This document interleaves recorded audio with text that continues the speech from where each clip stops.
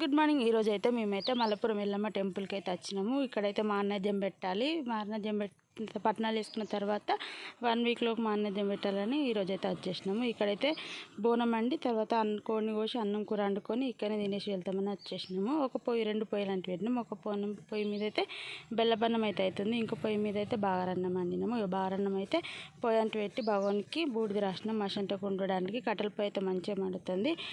బగారా పువ్వు ఆకు అవన్నీ వేసి మిరపకాయలు ఉల్లిగడ్డలు అయితే ఎత్తున్నాము. ఈరికైతే అన్నం అవుతుంది. బోనం అయినాక బోనాన్ని ఊదించి డప్పులతోనైతే గుళ్ళకి తీసుకొని పోయిన తర్వాత కొబ్బరికాయ కొట్టి కోడిని కోసిన తర్వాత ఈ పొయ్యి మీద అయితే కూర వండాలి. ఇప్పుడైతే ఈ కూర బోనం ఉడికేలోపు అన్నం అవుతుంది, పక్కకు పెట్టచ్చని అయితే అన్నం వండుతున్నాము.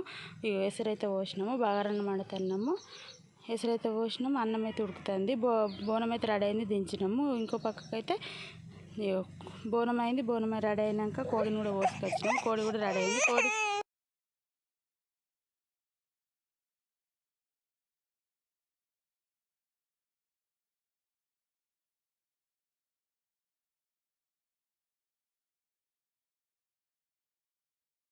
రెడీ అయింది. అన్నం కూడా రెడీ అయినాక చికెన్ అయితే ఎత్తున్నాం. చికెన్లో మసాలా కారపొడి కలుపుకొని పెట్టుకున్నాము.